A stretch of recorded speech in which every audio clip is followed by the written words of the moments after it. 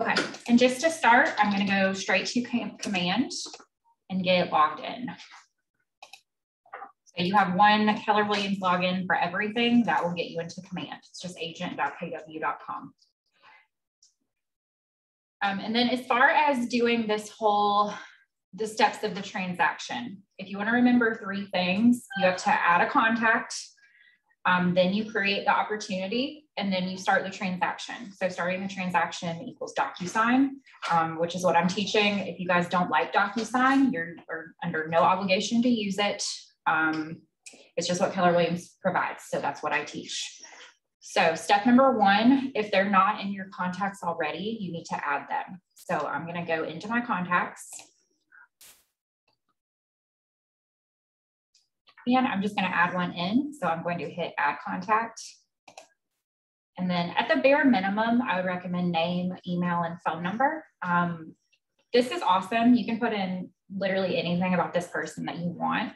You can even create your own field. So if you want to keep track of things like kids' names, dog names, favorite sports teams, really like the options are definitely not limited.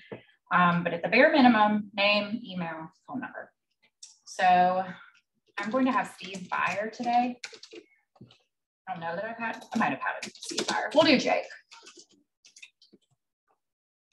I'm just going to put jake@byer.com. Hopefully that doesn't exist. And then I'll give him a phone number. So you do have the option to add more information. Definitely play around with this. If you haven't looked at contacts yet, you can do things like address, preferred method of contact, about them. So birthday, home anniversary, if they have any relationships. So if he was married, I could add in his spouse and that would create a contact for her already. And then custom. So this is where like you have custom fields. You just want to add in budget, favorite restaurant, pet name. You can do anything in contacts. It's really awesome. But since he's not a real person, I'm just going to stick with that and I'm going to hit create. Okay, that phone number is already in use.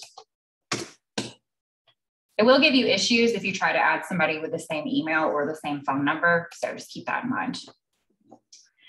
If you are an individual agent, that's kind of where you end for adding in contacts to bring into opportunities. If you are on a team or if you are in productivity coaching, which should be pretty much everybody in this room, you should fall into one. There is kind of an additional step. You have, since you are on a team or in PC, you do have to share the contact with the team because you create the opportunity under the team account. So it's easy. You would just search for him. So Jake Byer. There's 2 ways you can do this. So just depending on kind of how your brain works, you could click in. And I never do it this way, so forgive me if I mess it up. You can hit the 3 little dots and hit change account. And then I'm not on a team, but your team should pop up right here. It'll be your name. And then you just want to make sure that you select whatever the team is and then hit change account. So if you've ever had the issue where you create an opportunity and you're trying to bring in the contact and you can't find it, that's probably what your issue is. Another way to do it, you can just search. So you want him to pull up right here. You can do multiple people at once this way. So if you have a lot of people you need to share with the team, you can just check. And then you have select bulk action. You'll drop down, scroll all the way to the bottom until you see change account. And that's just a different way of around it, whatever you like better. But I would definitely recommend this way if you need to change a lot of people to the team account. So cool thing about a command, there are multiple ways to kind of achieve the same thing. It just kind of depends on what you like best. Like you can, I'm creating an opportunity for him. That's basically my end goal. I can actually do that from my contacts. I can just change over to opportunities and I can create one from here. So that might be the easier way if you're already in contacts. I don't really like to click around a whole lot, but the other way to do it, if we go into the opportunities applet, it's just the shaking hands. If you hover over it, it'll tell you what it is, or you can expand and see what all of these are. So when I go into opportunities, I kind of like to teach it this way because I like to show what all information you get in here because there honestly is a ton. You can see you have a listing pipeline, and then you have a buyer pipeline, and then you have leases, which if you're using those, cool. Most people will just have listings and buyers. You can see your potential income, which is if every single one of these closed, this is what I would make. But this is real estate, so that doesn't always happen. So you have a probable income. Each one of these little stages has its own kind of percentage of how likely it is to close. So things that are in the cultivate stage are weighed a lot less likely to close than things in the under contract. So this kind of keeps that in mind. Based on what stage you have things in, it will give you a probable income. Then you have one for each pipeline. If I scroll down, you can see your ratio of listings to buyers. And then you can see, okay, in what month am I generating the most opportunities? If you have any set to close this month, this will also tell you that down below. And then if you don't like how this looks, you don't know what stage your opportunity is in, you can click all opportunities, and this will show everything you've ever done. So you can search in here. You can see I have 41, but if I look at this, this definitely doesn't add up to 41. Once you move them to closed, I believe it's 30 days, they will drop off of this pipeline, and then you have to go into all opportunities to find them. So keep that in mind, they don't stay here forever. But I am going to hit create opportunity. So this is my step 2 that I like you guys to remember when it's doing a transaction. And then if you're on a team, it should auto-populate. The first thing you really want to be concerned with is this opportunity type. So is this a listing or is this a buyer? I say this is the most important because this is one of those things that you cannot change once you create the opportunity. So I think I'm doing Jake buyer. So I'm going to switch this to a buyer. Owner, this really only pertains to you if you're a rainmaker. And then client, since he is in my contacts, when I search his name, he'll pop up. So don't get confused by this drop down. It doesn't actually let you drop down to anything. You do have to search. So if you get to this stage and you swear that this person is in your contacts, but you can't find him, go back and make sure that it's been shared with your team account. If he had a wife or a spouse or anything that he was buying this property with, I could add a co-buyer. Same thing with this though, they just have to be in your contacts and they would have to be shared as well. Opportunity name, so it's going to default to your client and then whatever type this is. This is something you can change. We ask that kind of once you get into the transaction and you know the address, change it to the address. Obviously for a buyer or even maybe a listing, you're not going to know the address at first, so you can leave it as is. You can tag this with custom tags if you want. So things like referral, past client, those are options you have there. If you have an estimated close date, you might not know that. You can leave it blank. These are all things you can change with the exception of the opportunity type. Time frame, if you want to put that in there. Budget, you do have to input the commission rate. So just do it for your side. So I just say stick with 3%. You can change this. Opportunity phase, you can put them in cultivate, appointment, or active. You don't have the option to automatically put them in under contract. And then based on whatever phase you put here, you'll have your opportunity stage. So if I put him in appointment and I already scheduled an appointment with him, I could pop him into that phase and it would already reflect. So I'm going to hit create, and that is going to make my opportunity. So for every transaction you do, you will have a new opportunity. So in this general information, this is where you can change things like the opportunity name once you know it, contract date, close date. You definitely want to keep an eye on this. And then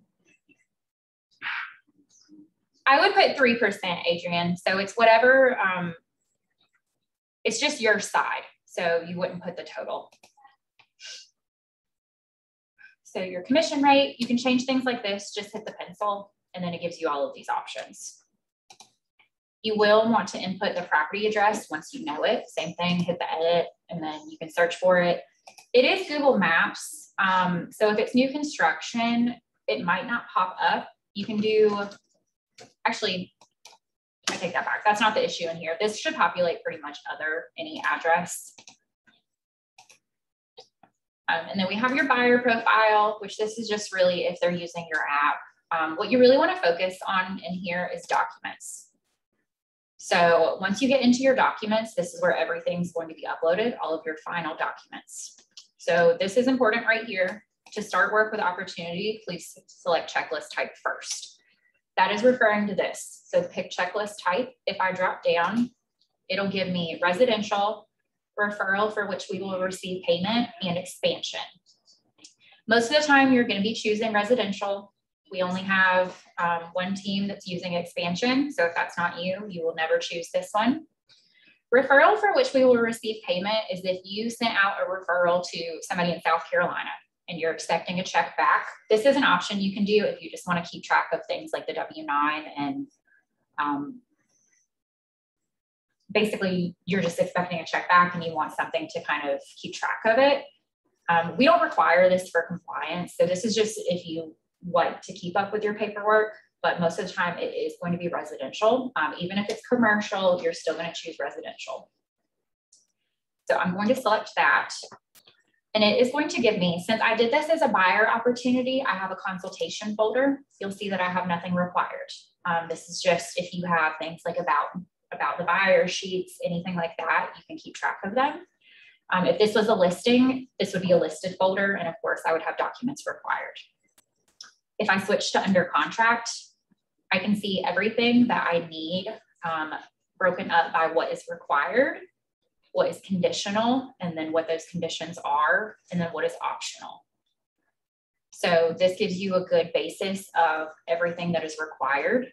You also have a buyer under contract forms and DocuSign order. You'll have the same thing in your listed folder if it is a listing. But if I click on this, this is something you can print out if you like hard copies of things and check off as you go. Anything marked with a DS. This means that we have marked those forms to automatically be added into your DocuSign room. So you shouldn't have to add them in. You should create the room and they should already be there. I don't necessarily know that that's going to work for mine because I don't have a NERDS number tied to my account. And that's kind of like a new update that you can't access the forms unless you have a NERDS number. So mine might look a little bit different. I'll also show you again how to add your NERDS number. But this is where all of your final documents will go. This is what Trisha checks for compliance. We do not go into your DocuSign room and look at things. But to start the room, this button right here. So this is number 3 in your little steps. Start a transaction. You probably won't have a drop down. I have both a DocuSign and a .loop account connected to my settings. But so once you hit this, it should automatically take you to DocuSign rooms. It does give me an option. So I'm just going to hit start a transaction and then I'm going to choose DocuSign.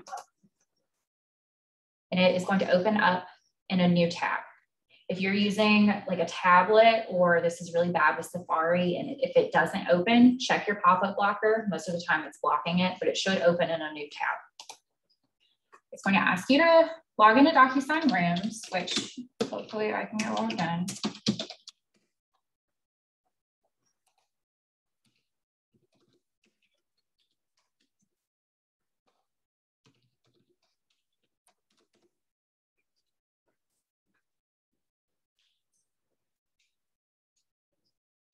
It added those for me automatically.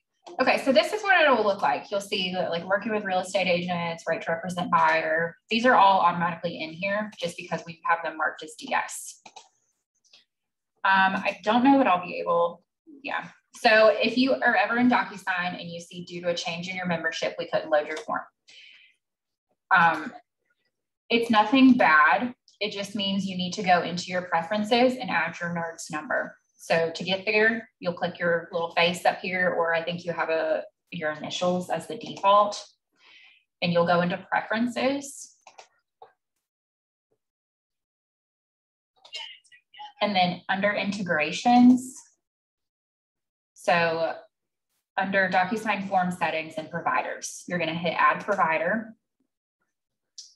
Forms provider will be National Association of Realtors. Your NERDS number will go here. If you don't know that, click find your NERDS number and there are ways to find it. Or if you have a realtor magazine on hand that has your NERDS number in it, your last name has to match your real estate license. And then your association, if you drop down and scroll all the way to the bottom, North Carolina Association of Realtors. So I'm not an agent. I don't have a NERDS number. I'm going to look into seeing if maybe I can get Julie's added into my account just so I have access to those forms. But if you want any of the NCAR forms, you're going to have to add this in. But let me go back to my room. And then, so once it opens from command, it'll come into your documents tab automatically. I always recommend coming into this details tab first, hitting edit, and adding in any information that you already know about the transaction. So things like address, seller name, seller contact info, buyer contact info. Since this was a buyer, all of the information I put in his contact card in command does come over, as well as my info comes over. But I say fill this out. This just kind of saves you some steps because whatever you put on here will put itself onto your documents. So fill it out once instead of having to fill it out on every single document. I'm gonna hit save. And then to get documents added in, because these are a good starting place, but this isn't going to be all you need for your transaction. You can hit add, and then you're going to want to come to DocuSign forms, and that will give you your form library. You can add them in by groups. So if this was a buyer form, I could click on all buyer forms and placeholders. You'll see that I have no access to the NCAR ones, and then you can kind of see what I have in use. So yours hopefully will not say no access after you add your NERDS number. If you have any issues with that, just come see me. I did send out an email, I think it was last Wednesday, with some steps if you need to see it again. But whatever documents you need to add in. So if I wanted to add in these Atlantic Coast pipeline disclosure, I would check it. You can check as many as you want, and you're going to add select it. So that's going to put it into your room. And then if you're seeing that yours says sample, ignore that unless you get to, if you fill it out, it should go away. It's a known issue right now. They're trying to get rid of it. They're really only interested in if the form still says sample if you fill it out. So if you see that that's happening, email me, call me like immediately, and I will try and get it resolved. They're trying to just get that figured out, but that's kind of a behind the scene thing with DocuSign. But this stage right here in the documents, this is where you fill things out. So if this was me starting with my buyer, I might just want to start with the working with real estate agents and like the buyer agency agreement. I would click it, open it up, and then this is the filling out stage. So since I can't open those up, let me just open up the wire instructions.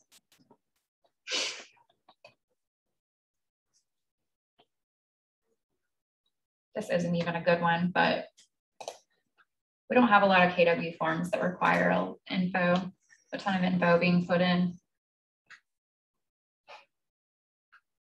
But it'll look like this. So you'll have the little blocks, you'll click it, you'll type it in, you'll go to the next one. You'll fill these out completely, and then you'll hit save and close.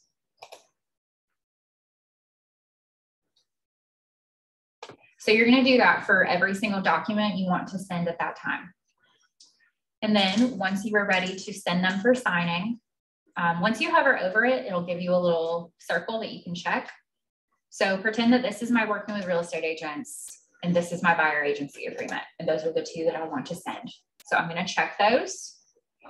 And then that activates the toolbar up here. So there are things you can do with the documents: copy, move, email. You can combine them, download, archive, unarchive, delete. You shouldn't have access to deleting them. It should give you an error when you do it, but you can archive them. To send them for signing, it's going to be this pin that says create envelope. So I'm going to click that. And it is going to take me to what DocuSign calls an envelope. Envelope name, I always recommend calling it something so that you know what forms are in it, because at the end of the transaction, you might have 17 envelopes. And if you don't know what's in every single one of them, or if you have 17 envelopes called Please DocuSign, it might get a little frustrating. So I would just do, working with real estate agents and buyer agency agreement. This will show your documents that are in the envelope. If you get here and you realize that you forgot something, you can hit room docs. And as long as it has been added to your room, you can bring it in. So if I want my key release, I could check it and I could bring it in from here. Add recipients to the envelope. So this one is really important. If you drop down add recipient, if you are using these DocuSign forms, you always want to use pre-tag roles, because that is going to, you're going to be able to assign whoever you have in this transaction. So for this instance, I have a buyer 1, that's Jake, and I would have a buyer's agent, which would be me. That one. I'm going to add selected.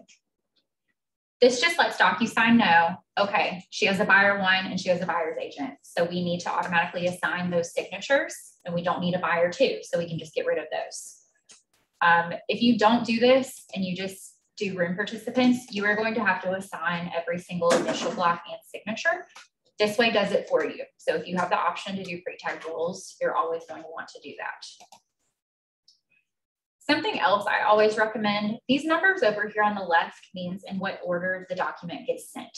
So as it stands right now, both me and my buyer would get the document at the same time.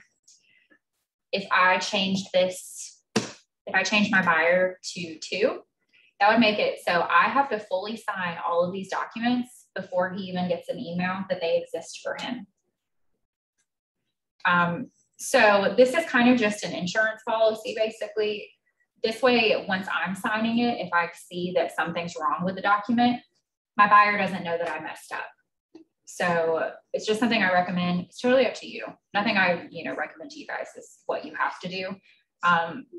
But it's just an option. So we have another chance to look over it after this. And then if I set it up this way, I'll have an additional chance to look over it while I'm signing it. And he has no idea that it exists. He won't get his email until you fully send it or you fully sign it. So it's just, it helps you guys out. Message to all recipients. So this is what he is actually going to see. So the email subject, if you need to explain what the document is, give him your phone number, tell him to call if you have any questions. This is where you will do that. So if you've ever gotten anything from DocuSign to sign, this is where we input that information. So you can save and close at this point if you need to. It'll save this and come back to it. But if you're ready to send these for signing, we're going to hit next.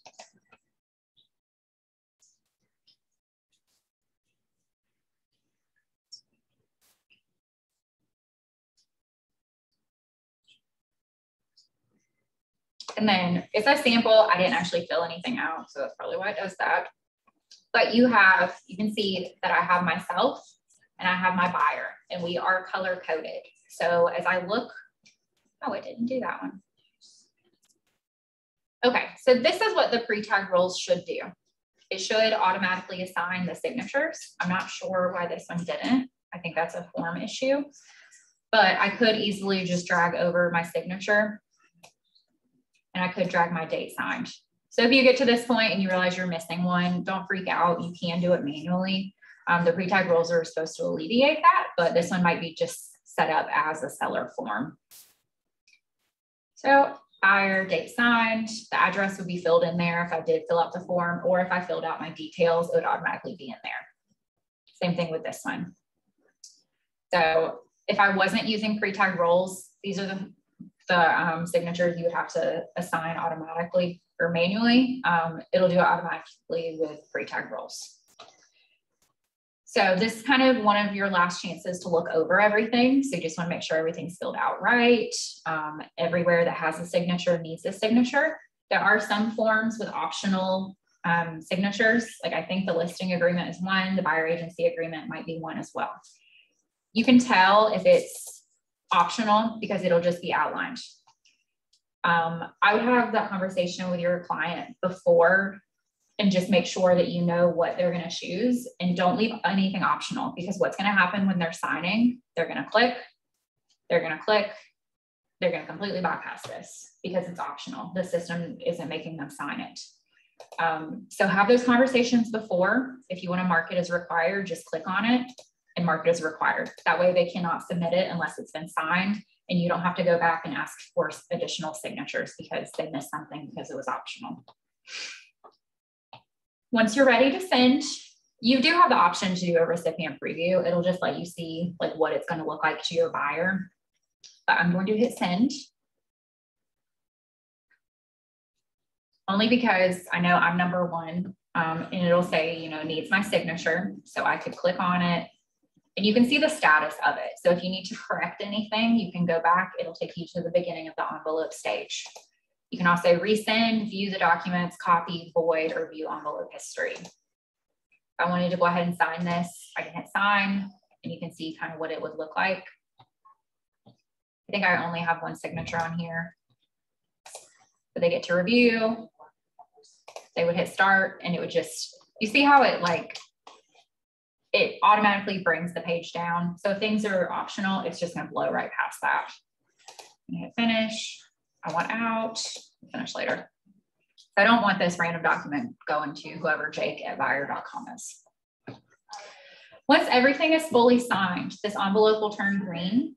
And when I go back to my documents tab, I will always have these forms. So once it's signed, it is no longer a form, it is a PDF. So you can't open it up and have all of these text boxes. So if you need to change anything, usually it's best to go back to the form. But it will create, so if I sent all 8 of these, I would be able to scroll down and I would have 8 new forms. Instead of form, it would have a check mark and it would say signed. And it would be done. I couldn't really do anything with it from there. Those green check marks are what you would then come back into command.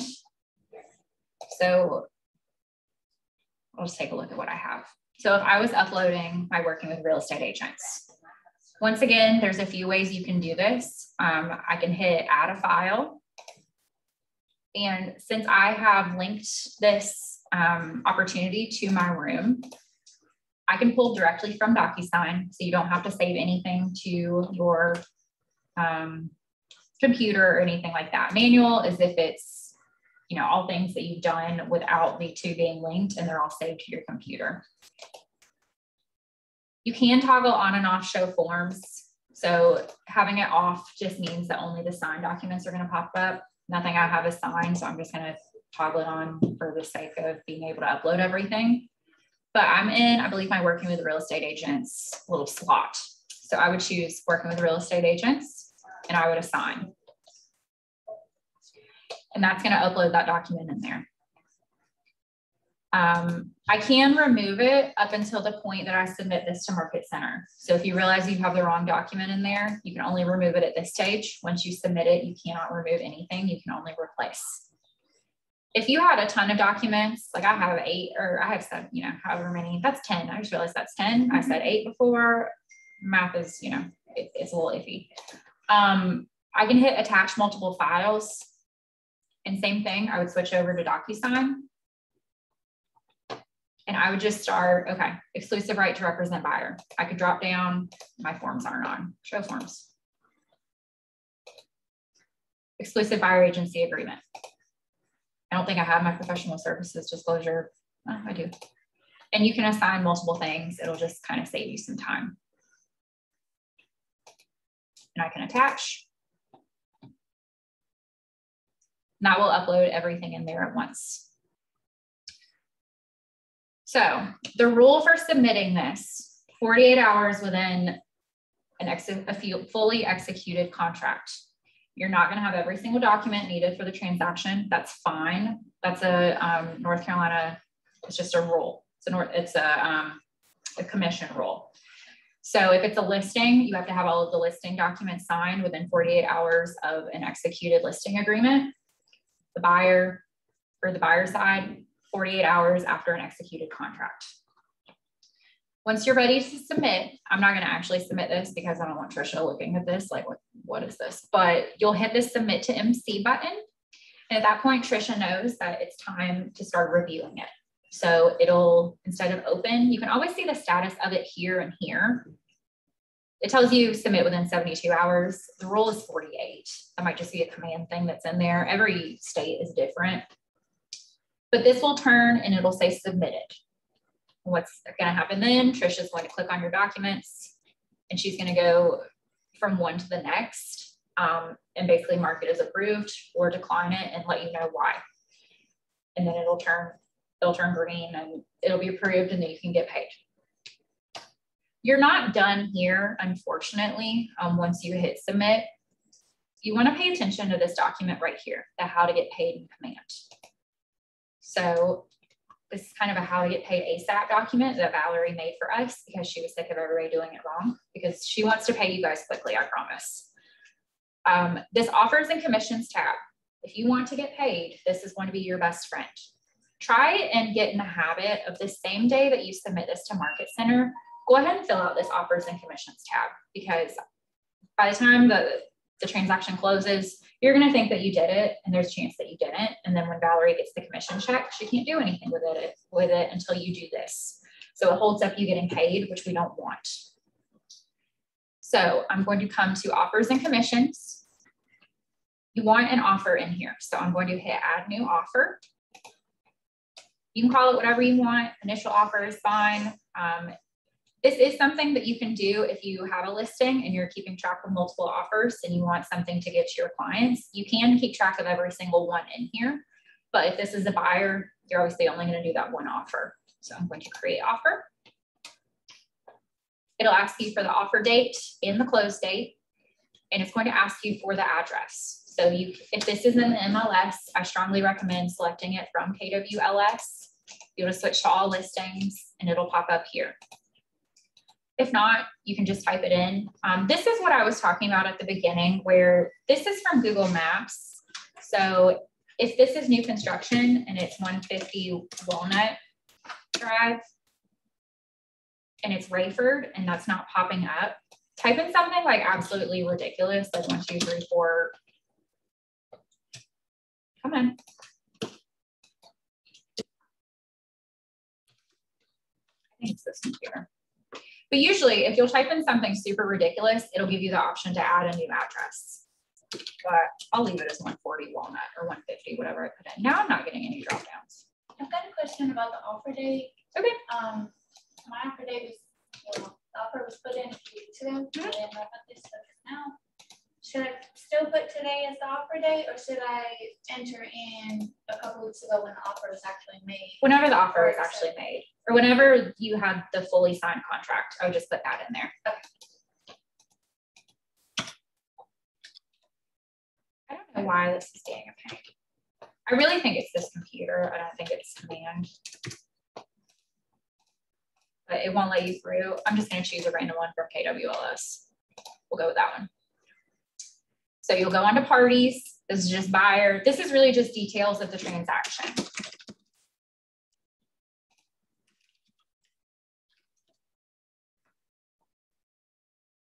Terms. So sales price, whatever you put in here is what brings into the commissions tab. So you'll put whatever is being in cash, whatever is being financed to equal the total sales price. You have earnest amount, option fee, termination option, seller costs. If you want to keep track of anything, the only thing that's required on here is the price. Then agent analysis, if you want to keep track of pros, cons, summary of the other agent, you can do that in here. I'm going to hit save. And it gives you kind of just a layout. So I could add in another offer if I want to show this to my sellers so they can compare. But this is a buyer, so we're just going to hit accept.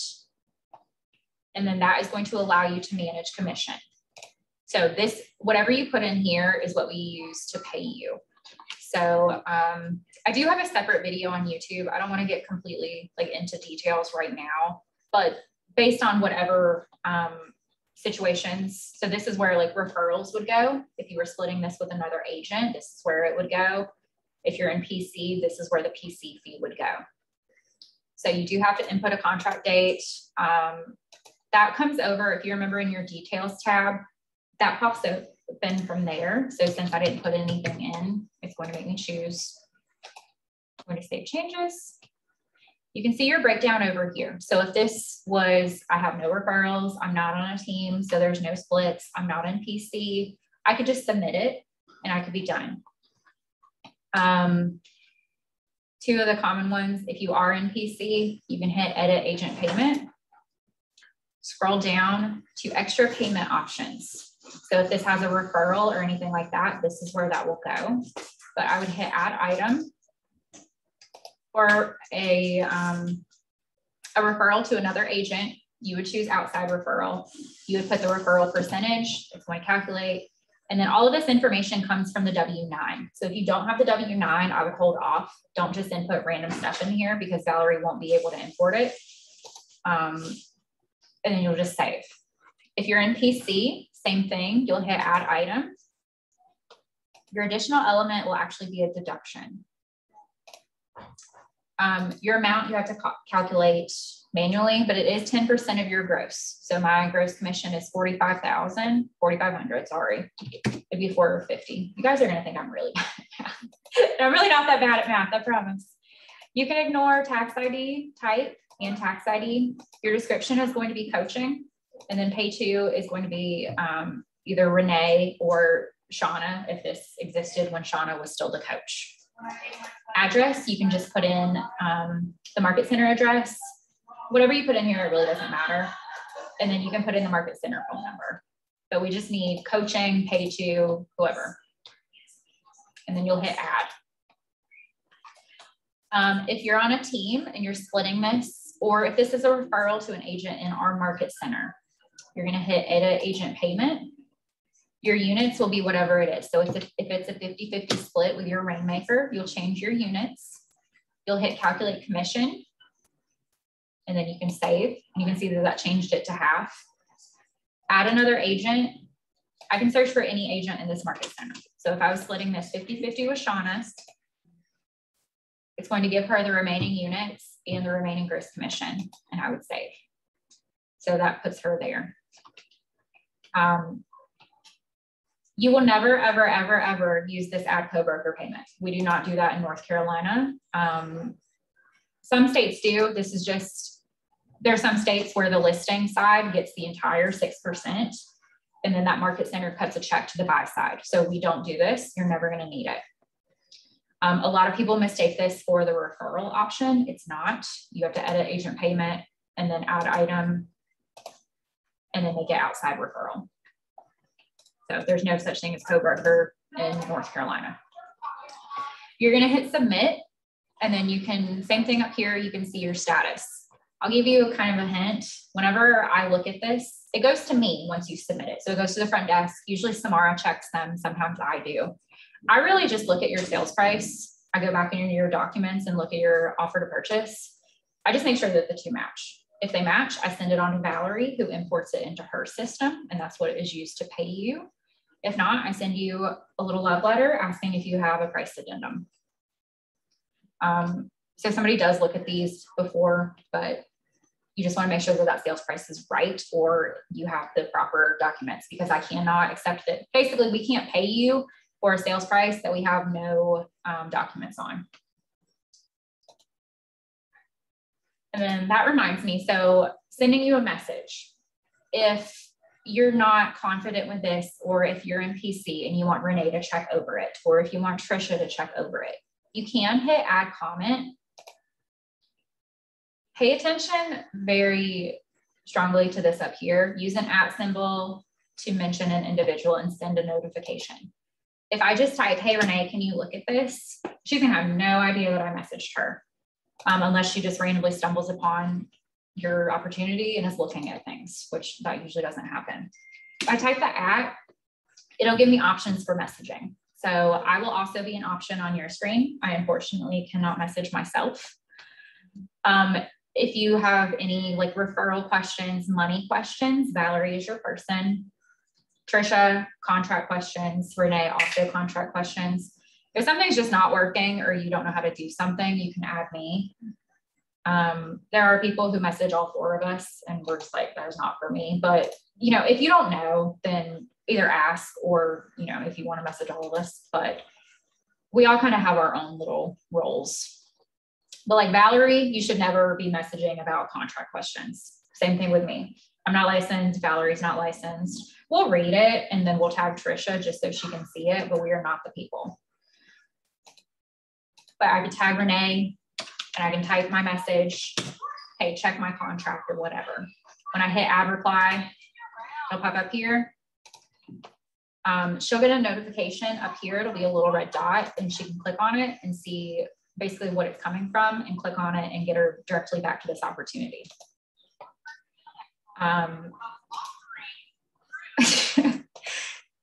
And like if she were to message me back, it would all be over here on the left side and you would get notifications up here. So keep an eye on those notifications because sometimes we do message you for important information. And if it goes like 2 days unread, we're just kind of like, okay, it kind of holds us up. It holds you up. At the end of the day, everything holds up you getting paid, which is what we're trying to avoid. Don't really have anything else to add. At this point, I'm under contract. I know my address. I would go back into details. It brought that in from the KWLS. Sync transaction is just if I come in here and I hit edit and I change anything, I can hit sync transaction and that will talk to my room. So it just makes updates to my room basically. Are there any questions?